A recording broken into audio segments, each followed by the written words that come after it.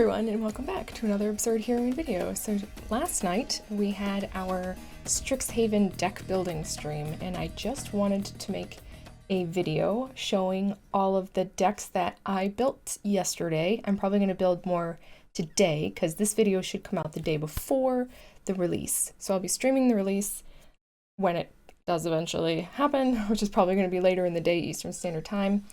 And this is just a collection of the decks that I will be choosing from to start with.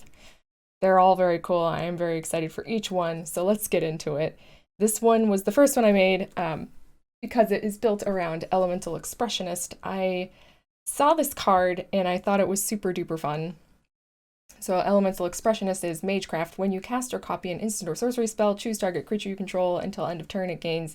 If this creature would leave the battlefield, exile it instead of putting it anywhere else. And when you exile this creature, create a 4/4 blue and red elemental creature token. So the whole entire premise of this deck is to, at the end of your opponent's turn, cast a bunch of spells and then remove the creature that you cast, that you put all of these triggers onto.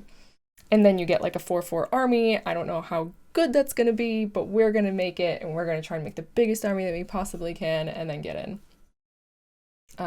So it is mono blue. I did decide to make it mono blue, even though I could make it and that might be the better way to go. Might be the better way to go here, but I decided to try and make it mono blue, which is one of the challenges that I kind of set forth for myself.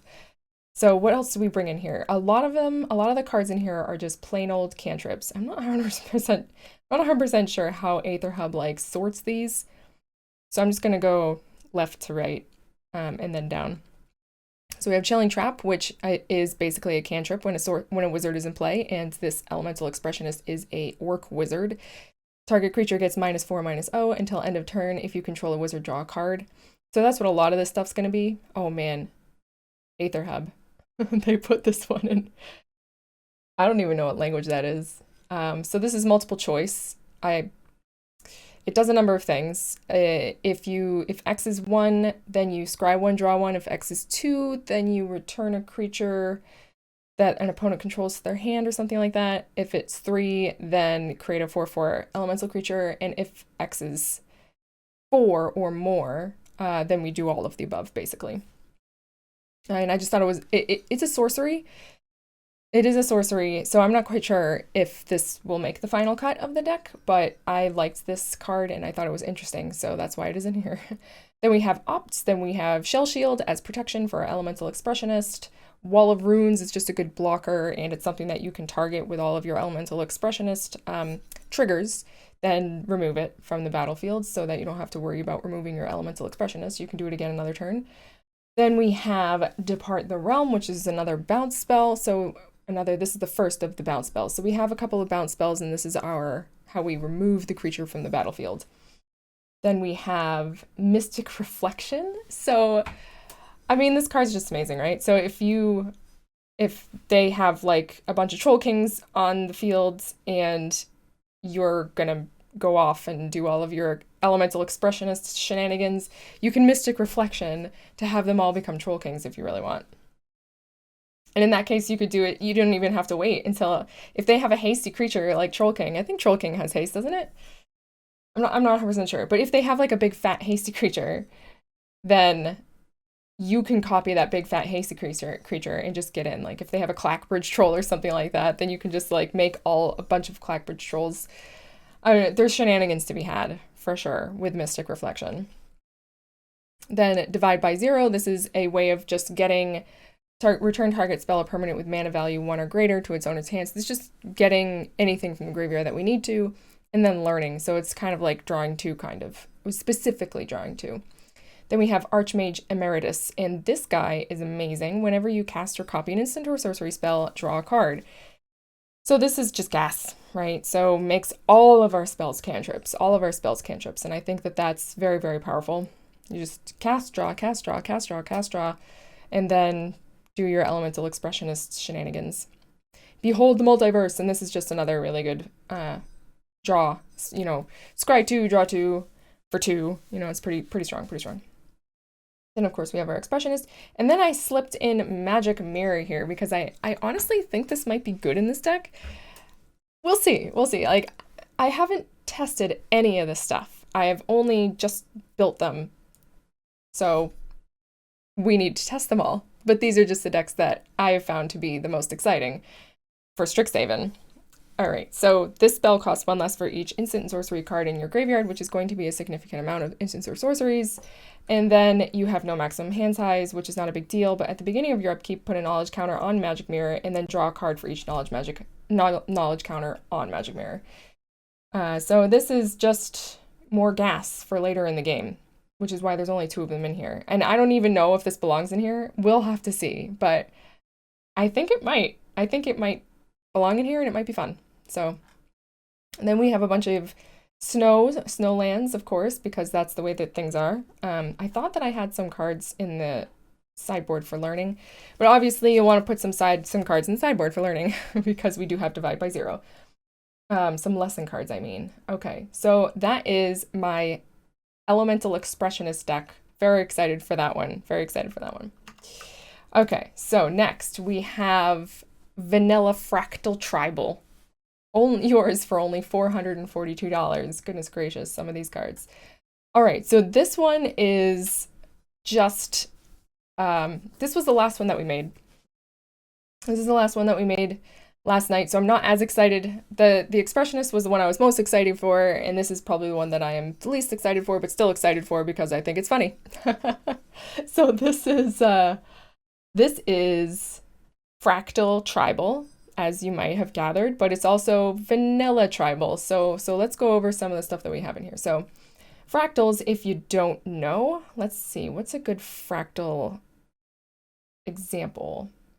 So like, here's a card in the sideboard, Fractal Summoning, that makes a fractal. So fractals, create a 0/0 green and blue fractal creature token, put X +1/+1 counters on it. So that's pretty much what a fractal is. A fractal is a token, a 0/0 token that has counters on it. And the counters that are on it vary depending on what particular card it is created by. So it's basically not Prismari, what is it? Quandrix. It's a Quandrix school ability, basically. A flavor ability for the Quandrix school. And I think it's very cool because I like math, and all of the pictures are gorgeous. Most of the pictures are gorgeous for fractal creation. So that being said, it's kind of like it's a fractal tribal deck, but it's also a +1/+1 counter deck. And then there's another card in here, Master Symmetrist, which is a 4/4 Rhino Druid for 4. A very cool. I like how they do that. And then reach, whenever a creature you control with power equal to its toughness attacks, it gains trample until end turns. Well, all of our fractals are going to have power equal to their toughness unless our opponent does some shenanigans to them. So Master Symmetrist gives them all trample. And this is the reason why it's kind of vanilla Fractal Tribal, is because of this card. So let's take a look and see what we have. So of course, as +1/+1 counter, we have Ozolith and Wildwood Scourge, which is nothing too exciting there. And then we have our only kind of interaction card here, Decisive Denial. Choose one, target creature you control, fights target creature you don't control, and counter target non-creature spell unless its controller pays 3. So this is just kind of it's a very cheap multitasking card that protects or removes. So I actually really like this card. If I could have 8 of them in here, I would put 8 of them in here. Biomathematician. When Biomathematician enters the battlefield, create a 0/0 green and blue fractal creature token, put +1/+1 counter on them for each fractal you control, which will probably be 1 a lot when we first get this guy out, because it's our first, it's the lowest casting cost fractal spell that we have. Manifestation Sage. When Manifestation Sage enters the battlefield, you create a fractal, and the +1/+1 counters are cards in hand. Then we have Thassa, Deep Dwelling, because Thassa works so well with these guys that I just wanted to put her in here. I don't usually like to play with Thassa too often because Thassa can make the game very unfun, but I think that what we're using Thassa for is not the worst in the world. She doesn't work with a lot of the other cards in this deck, so I'm not sure whether she really belongs in here or not.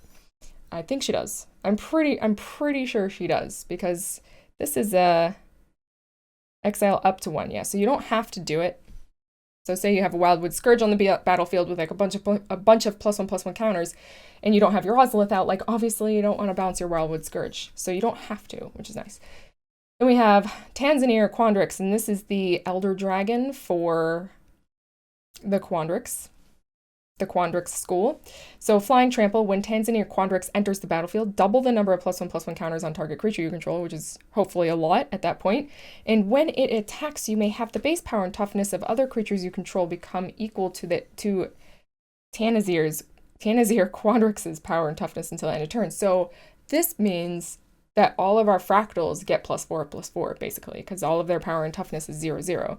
Same thing with Wildwood Scourge. So this is a good card for this particular deck. And then, of course, it's just a 4/4 flyer with trample. So it's good by itself. All right, create a 0/0. So Body of Research, kind of the high-end stuff we're getting to now. Create a 0/0 green and blue fractal creature token. Put X +1/+1 counters on it, where X is the number of cards in your library. So turn 6, if we cast this, it's going to be like a 40/40. Seems pretty fine to me. I like it. All right, the Great Henge, and then of course the Great Henge, because hopefully the idea is we're going to have big, fat fractals. And the Great Henge should easily come out in that case. And then just put more +1/+1 counters on our creatures, and we draw cards, all that amazing Great Henge shenanigans. So we put the Snarls in here. I'm not 100% sure whether the Snarls are good or not, so we'll have to see. And Bark Channel Pathway for our dual lands. Let's see, do we have a learn card in here? I don't think we do. Okay, so I put this in the sideboard. Fractal Summoning is a lesson because, I was looking at cards. I was like, well, this is obviously would go in this deck if we do end up having a learn card, but I don't think we did end up making this deck with any learn cards in it. So in that case, just remove the Fractal Summoning. Or, as we play along and play test it, all of these need play testing, we might find that there is actually a learn card, and then we can use the Fractal Summoning on the other side, on the lesson side of that learn card. All right, what else we got? Aha, okay, Fling. So this is our Demon Fling deck. I'm actually pretty excited for this one. This one's gonna be fun. So it's a Jund deck based around these two, Demigoth Titan and Demigoth Woe Eater. Mostly Demigoth Titan. Okay, this is Woe Eater's in here just because it can also sort of work depending on the situation. It's another big beefy dude, but Demigoth Titan is really the butter. Right? The butter of this deck is Demigoth Titan. So it is an 11/10 for 4. And if that doesn't make you want to fling it at someone's face, I don't know what does. Whenever Demigoth Titan attacks or blocks, sacrifice a creature. So the nice thing about Demigoth Titan is that just for it to exist, you don't have to do anything. If you want to use it for something, then you have to sacrifice a creature. But it's unlike Demigoth Woe Eater, which is usually what we see with these big creatures that are very cheaply costed. At the beginning of your upkeep, sacrifice a creature, right? So usually you see something like that, where just for it existing, you have to pay some sort of upkeep cost. And in this case, it is Demigoth Woe Eater. It is sacrificing a creature. So we built a deck around specifically trying to get Demigoth Titan out on the field and then flinging him for lethal damage the next turn. So how are we going to try and do that? Well, Unleash Fury, double the power of target creature until the end of turn, so it's going to be a 22/22, and then fling it, obviously. You could also there's a couple other ways that you can do it. You could dual strike Fling, but we chose Unleash Fury because it's funnier, to be honest with you. All right, so that's kind of the core jank of this particular deck. So what else do we have here? We have our removal package, we have Blood Chief's Thirst, we have some ramp with Gilded Goose. Gilded Goose is also good for sacrifice for Demigoth Woe Eater or something like that. Fling, of course, infused with Vitality, so until the end of turn, a target creature gains Death Touch, and when this creature dies, return it to the battlefield tapped underneath its owner's control. So if we wanted to Fling, but we didn't have a second Fling, or not a second Fling, but Unleash Fury or something like that, We could infuse with Vitality to get the Demigod Titan back. It's also just good for protection against removal. So if they try to remove our Demigod Titan, we have the mana up for infuse with Vitality. We can just get it right back. Then we have Tend the Pests. As an additional cost to cast this spell, sacrifice a creature, create X 1/1 black and green pest creature tokens with when this creature dies, gain 1 life, where X is a sacrifice creature's power. So obviously, this is more protection in a way. Obviously, it doesn't protect Demigod Titan, but it does get you value for your massive creature. So you get 11 1/1 pest creature tokens that give you life when they die, which is a threat. That's a threat. That's 11 power on the fields, right? You just like attack in, and if they don't have an army to deal with it, deal with your army, then they're taking some damage. So that's going to be fun. I'm looking forward to that one. Then we have Grim Tutor, of course, because we're in black. It's a janky black deck, and if you have jank black, if you have jank with black in it, you want the tutor. Then Casual's Fury, of course, as an alternative Fling. It's a little bit more expensive, unfortunately, but it's another Fling, basically. So then we have our control cards, Extinction Event and Shadow's Verdict, to kind of help us control the battlefield until we eventually do pop off with our combo. And then that's it. Then we have some temples, Fabled Passages and temples for thinning out of our deck and searching for our combo pieces.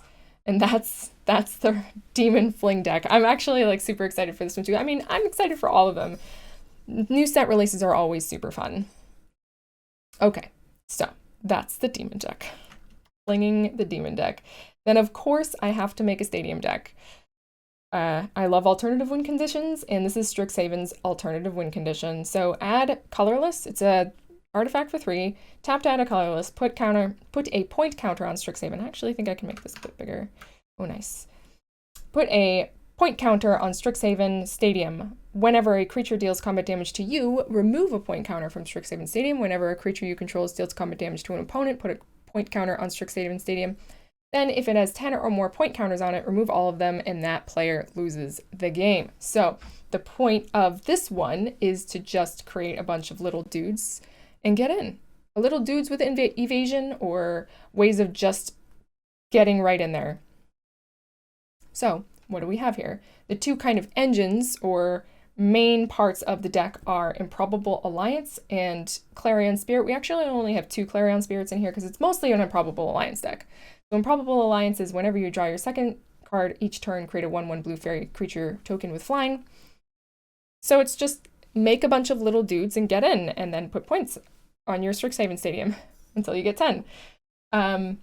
This probably would also work with the other deck where you're making 11 1/1 pest creature tokens. But anyway, I digress. Maybe that is a deck for another day. Let's see what else we have in here. So we have Frostbite.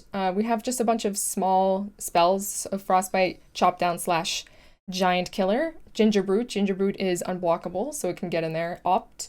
Then our Clarion Spirit to make more spirits, and Probable Alliance to make fairies. Prismari Apprentice has Magecraft. It is unblockable, so this is another really good one to just get in there. Thrill of Possibility is just more card draw. Tormenting Voice, just more card draw for our Probable Alliance. Kelpie Guide. We have 2 Kelpie Guides in here to untap our Strixhaven Stadium, because when you tap your Strixhaven Stadium, remember it puts a point counter on it. And then we have our lands, our Axis Tunnel, which target creature with power of 3 or less can't be blocked this turn, which is great. And then Fabled Passage, Rauren, Triome, and a bunch of snow-covered lands. I think this is pretty good. Obviously, we need to playtest, like I said. So take everything here with a grain of salt. I'm a bit of a broken record at this point. But as I am showing you these decks and kind of excited about them, I just want you to keep in mind that these are ideas, and whenever you build a deck, you always want to play test it to refine your ideas. Some things in here might not work, some things in here might work better than you expect them to, and then you make edits accordingly. Like, it might not even be a Jeskai deck. This might just be an Izzet deck. We kind of like went back and forth on whether it was 3-color or 2-color, but we in the end thought that white has a good removal kit and it has Clarion Spirit, so we decided to keep the white in the end. But just keep those things in mind. Stadium, I'm very excited to make a Stadium deck. Very excited about that. Okay. This is the last one. Witherbloom Storm. So, Storm is kind of a thing here, right? Because of this card, Show of Confidence. And for those of you who might not know what Storm is, it was a ability on card that came out. I'm trying to think of when it came out. And it was many years ago. It was maybe like a decade ago now. Wow. Anyway, so Storm basically Storm copies the card with Storm on it for however many spells you've already cast this turn. So if you've cast, Opt, and then the Storm card, and there's some crazy Storm cards out there, like Grape Shot was the Storm card that dealt 1 damage to your opponent, I think. Either your opponent or any creature, it dealt 1 damage. So if you did like Opt, this Storm card, then that Storm card would be copied twice. So you'd be casting it 3 times, technically. You wouldn't be casting it, but it would trigger 3 times.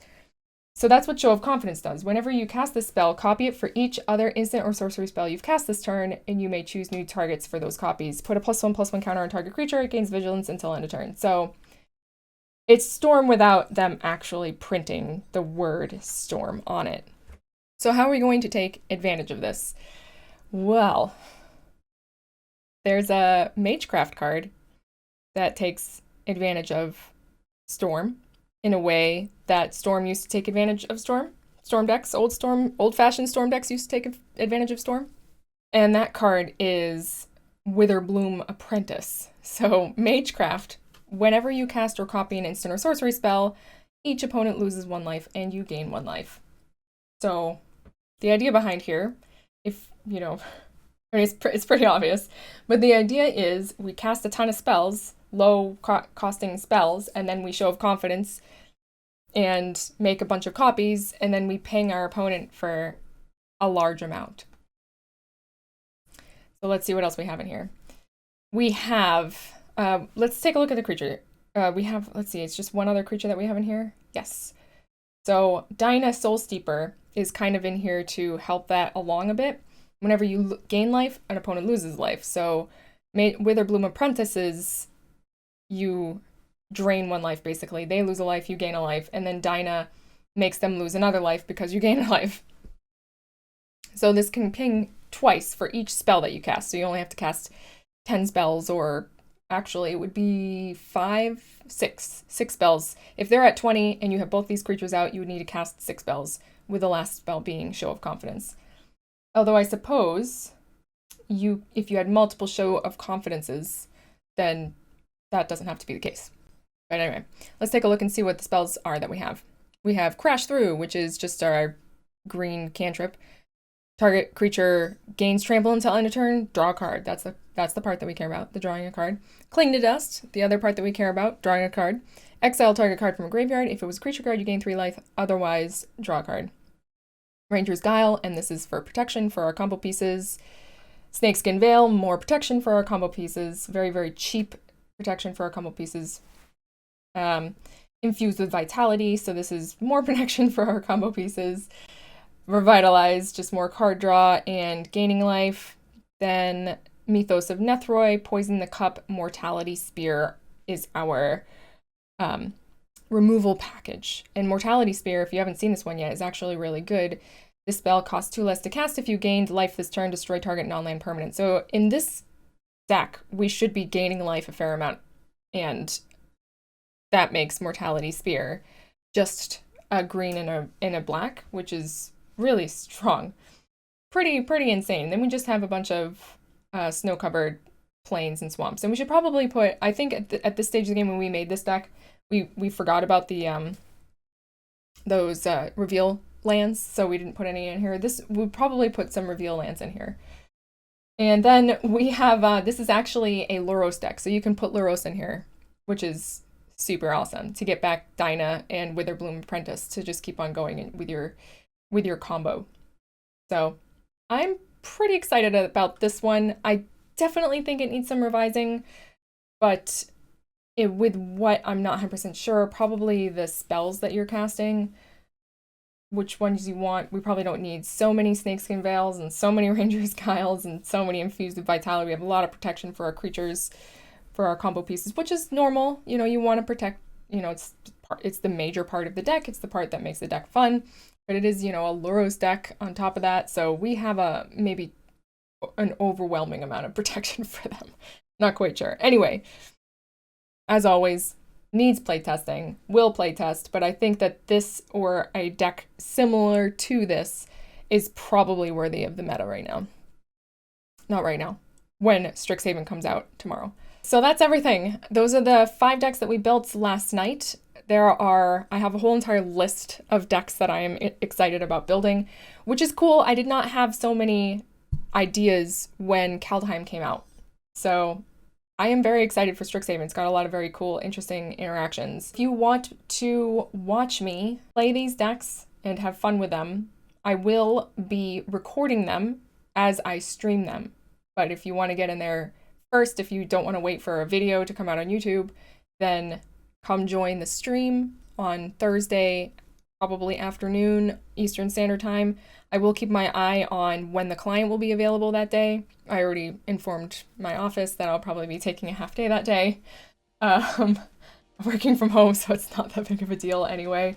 I just walk into the next room. Usually on release days, it takes a while for the client to be able to be downloaded and for you to log in and servers to become available. It's like around 3 or 4 o'clock in the afternoon, Eastern Standard Time. I imagine that tomorrow is probably going to be just around the same. It might not be because they didn't do early access this time, so that might make the actual release go smoother. I highly doubt it.